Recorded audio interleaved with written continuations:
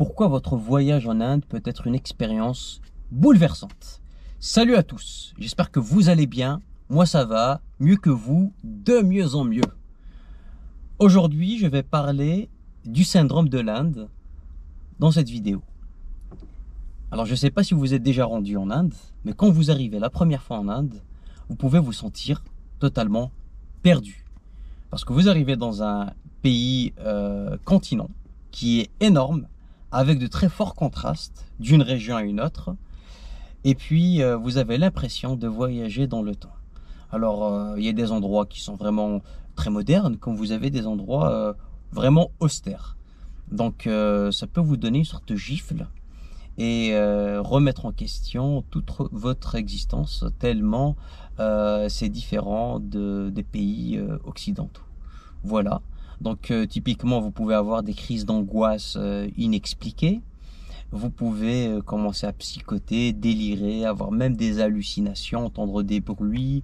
D'ailleurs, il y a la seule ambassade de France au monde à avoir un service psychiatrique se trouve en Inde, à Delhi. Donc, il n'y a pas de fumée sans feu. Toute chose a une causalité première. Donc, comme je disais, c'est un pays continent où il y a de très forts contrastes d'un point de vue culinaire, d'un point de vue culturel, d'un point de vue linguistique, d'un point de vue ethnique, d'un point de vue religieux. Voilà, donc je pense que au tout début, faut vraiment vous préparer psychologiquement à affronter cela. C'est un voyage qui fait réfléchir énormément et qui vous donne une gifle.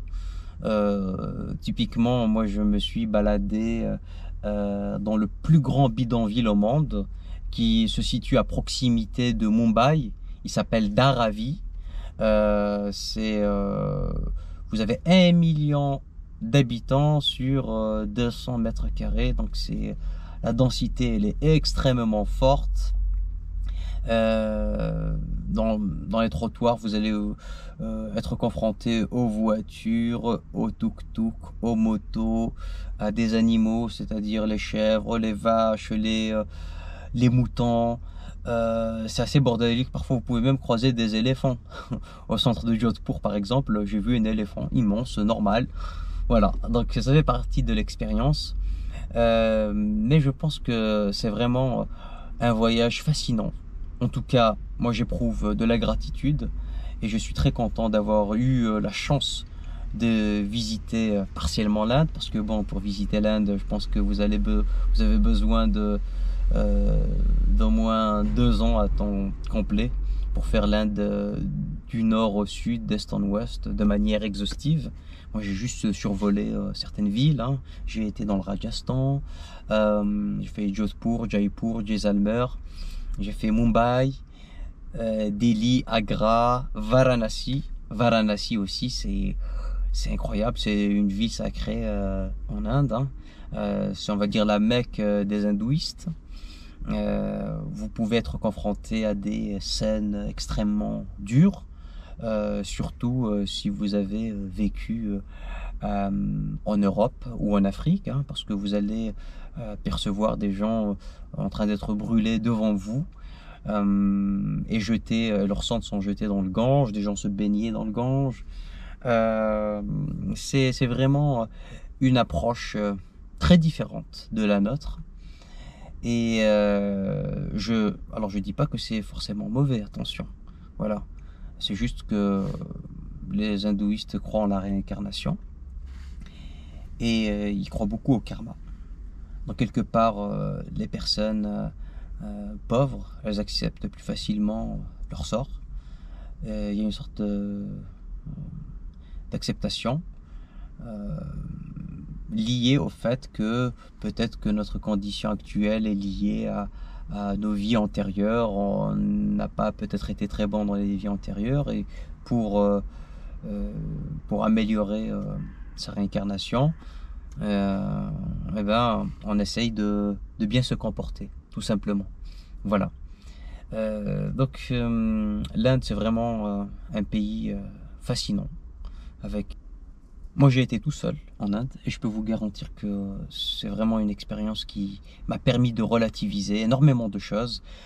Parce qu'en Occident, on a tendance à se plaindre pour un oui ou un non, on a tendance à tout remettre en question, à rouspéter, alors que le fait de vous balader, par exemple, dans certains quartiers populaires en Inde, vous permet d'éprouver de la gratitude et de remercier Dieu tous les jours pour tous les bienfaits que vous avez, la santé, euh, l'accès à une nourriture de qualité acceptable, l'accès à l'eau potable, l'accès à l'éducation, l'accès à la sécurité, quoique statistiquement vous avez plus de chances de vous faire agresser en France qu'en Inde, hein. C'est contre-intuitif, mais l'Inde est relativement safe, hein, surtout pour les hommes seuls. J'ai même croisé des femmes seules qui n'avaient pas peur et qui n'ont jamais été agressées. Il y a des faits divers, il y a des gens qui se font agresser comme dans le monde entier, c'est tout à fait normal.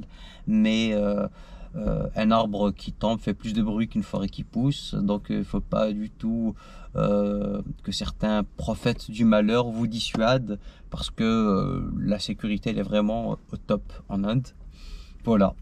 En tout cas, moi c'est un voyage qui m'a permis de réaliser à quel point notre vie elle est insignifiante face à une telle population, face à un tel mouvement.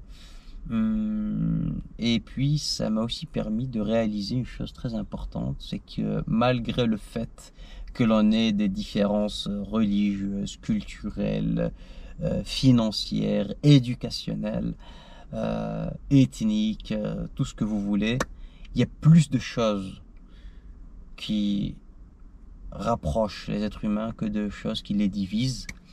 Nos aspirations sont à peu près les mêmes, nos craintes sont les mêmes, nos désirs sont à peu près les mêmes. Donc moi je vous invite vivement à voyager pour découvrir de nouveaux horizons, pour ouvrir votre esprit et puis pour grandir et mûrir. En tout cas, surtout tout seul. Voilà, voyager seul, c'est vraiment le top. Mais si vous avez peur, surtout en Inde, de vous rendre seul, la première fois, vous pouvez aller accompagner. Il y a vous pouvez voyager en groupe, hein, ça coûte un peu cher, mais c'est une expérience qui sera tout autre. En tout cas, merci pour votre attention. N'hésitez pas à liker, partager, commenter et puis à me mettre dans les commentaires quelle a été votre expérience ou qu'est-ce que vous aimeriez faire en Inde et de quel sujet vous souhaiteriez que je parle. Merci et à bientôt. Ciao!